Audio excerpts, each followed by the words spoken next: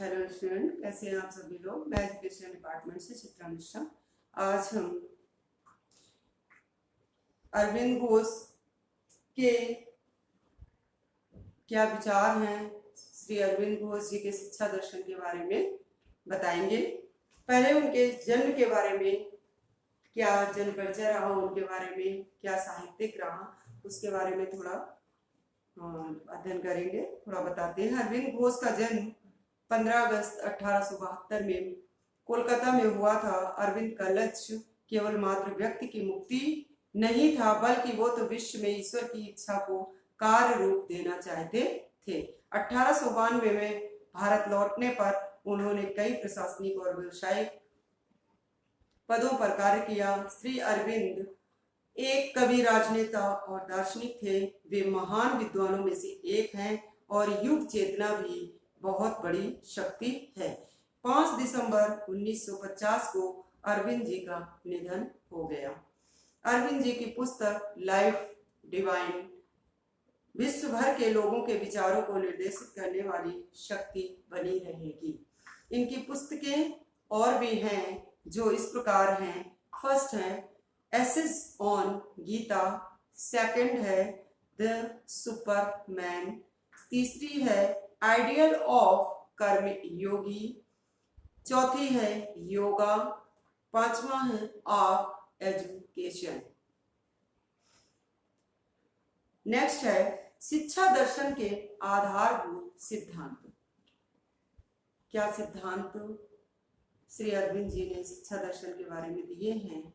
First point है आत्मा चित्त तथा आनंद का योग है और परमात्मा सत्य चित्त आनंद योग है। सत्य चित्त योग को समावेश किया है आत्मा और परमात्मा के सहित। यह आध्यात्मिक जगत से संबंधित है। ये आत्मा और परमात्मा को प्रमुख स्थान दिया है, सत्य जगत को स्थान दिया है और सत्य निष्ठता को स्थान दिया है। दूसरा पॉइंट है श्री अरविंद ब्रह्म सत्य को मानते थे। तीसरा है ये पदार्थ जगत की अपेक्षा प्राणी जगत को श्रेष्ठ मानते हैं। आध्यात्म यानी पदार्थ जगत की अपेक्षा प्राणी जगत को अधिक मानते हैं, सर्वश्रेष्ठ मानते हैं। फोर्थ पॉइंट है मनुष्य जीवन का अंतिम उद्देश्य सत्य चित्त आनंद की प्राप्ति है। पांचवा पॉइंट है कर्म योगी और ध्यान योगी दोनों के लिए योग क्रिया आवश्यक है। 6 पॉइंट है ईश्वर और जगत दोनों ही वास्तविक हैं। 7 पॉइंट इन्होंने योग क्रिया को इस प्रकार बताया है यम नियम आसन प्राणायाम प्रत्याहार धारणा ध्यान और समाधि।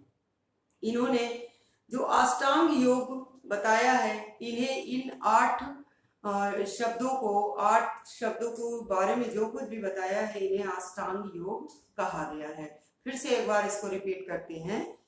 यम नियम आसन प्राणायाम प्रत्याहार धारणा ध्यान और समाधि, इन्हें अष्टांग योग कहा गया। ये अष्टांग योग बहुत ही प्रसिद्ध हैं।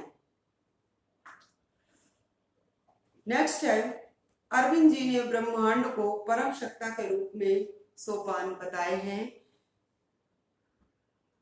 7 सोपान, उस 7 सोपान के बारे में हम जानेंगे। सबसे पहला है सत्य, दूसरा चित्त, तीसरा आनंद, चौथा अतिमानस, पांचवा मानस, छठवां है प्राण और 7वां है द्रव्य। 9वां पॉइंट है इन्होंने परम सत्ता को ब्रह्म का पार्थिव सत्ता वस्तु जगत में अवरोहण है। परम सत्ता को बताया है, ब्रह्म को बताया है। नेक्स्ट है ये संसार ईश्वर द्वारा निर्मित है। ईश्वर को इन्होंने प्रमुख स्थान दिया है। आध्यात्म जगत को बताया है, सत्यनिष्ठा को बताया है। नेक्स्ट है योग क्रिया के लिए विकार रहित मन और स्वस्थ रहित आवश्यक है। नेक्स्ट पॉइंट मनुष्य का विकास निम्न से उच्च की ओर होता है या निम्न से उच्च की ओर ही होना चाहिए। अब हम शिक्षा के उद्देश्य के बारे में जानेंगे। फर्स्ट पॉइंट है नैतिक विकास, सेकंड पॉइंट आध्यात्मिक विकास, थर्ड पॉइंट अंतःकरण का विकास, फोर्थ पॉइंट मानसिक विकास एंड फिफ्थ पॉइंट ज्ञानेंद्रियों का प्रशिक्षण। अरविंदो जी ने अपनी शिक्षा के उद्देश्य में नैतिक, आध्यात्मिक, अंतःकरण, मानसिक, ज्ञानेंद्रियों के प्रशिक्षण के बारे में बताया है। आध्यात्मिकता हो, नैतिकता हो, अंतःकरण यानी आंतरिक शक्तियों का विकास पूर्णतः रूप से बाहर आए, वो आंतरिक शक्तियों का विकास बोलेंगे। मानसिक विकास के बारे में बताया, ज्ञानेंद्रियों के प्रशिक्षण के बारे में बताया। इंद्रिय अनुभव जगत हो, ज्ञानेंद्रियों का प्रशिक्षण हो तो बालक का विकास सर्वोपरि होगा। शिक्षण विधि में इन्होंने क्या बताया कि बालक को करके सीखना चाहिए, स्वयं करो और उसके बारे में जानो और सीखो। दूसरा है स्व अनुभव द्वारा सीखना, अपने अनुभव के आधार पर सीखना चाहिए।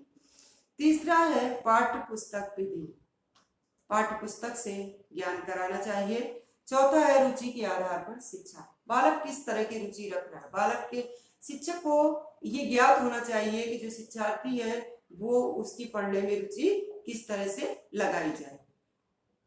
नेक्स्ट है भाषा ज्ञान, भाषा का ज्ञान होना चाहिए और सहयोगी विधि होनी चाहिए। अब हम आधुनिक शिक्षा में श्री अरविंद जी का क्या योगदान रहा है उसके बारे में बताएंगे।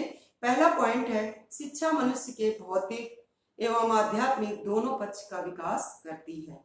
दूसरा है शिक्षा एक बहुउद्देशीय प्रक्रिया है, इसके द्वारा बच्चों का शारीरिक, मानसिक, सांस्कृतिक, सामाजिक, आध्यात्मिक, नैतिक और चारित्रिक विकास होता है। थर्ड पॉइंट विद्यालयों में शिक्षा के दौरान भजन, कीर्तन, ध्यान, योग और क्रियाओं का सहयोग लिया जाए। भजन कीर्तन पर भी इन्होंने बल दिया है। नेक्स्ट है इनके अनुसार स्वेच्छा से ही पालन करना ही सच्चा अनुशासन है, स्वयं करके सीखो। स्वयं का अनुशासन यानी आत्मा अनुशासन पर इन्होंने भी बल दिया है। नेक्स्ट है वे शिक्षक को कर्मयोगी एवं ध्यान योगी के रूप में देखना चाहते थे। एंड नेक्स्ट है श्री अरविंद विद्यालयों को योग शिक्षा का केंद्र बनाने के पक्षधर थे। लास्ट पॉइंट है शिक्षक को त्याग और सेवा, शिक्षार्थी को ब्रह्मचर्य का पालन का उपदेश देकर श्री अरविंद ने सच्चा मार्ग दिखाया है। ये श्री अरविंदो जी का हमारे आधुनिक शिक्षा में उनका सराहनीय योगदान रहा। इस प्रकार हम अपना ये लेक्चर वीडियो यही समाप्त करते हैं।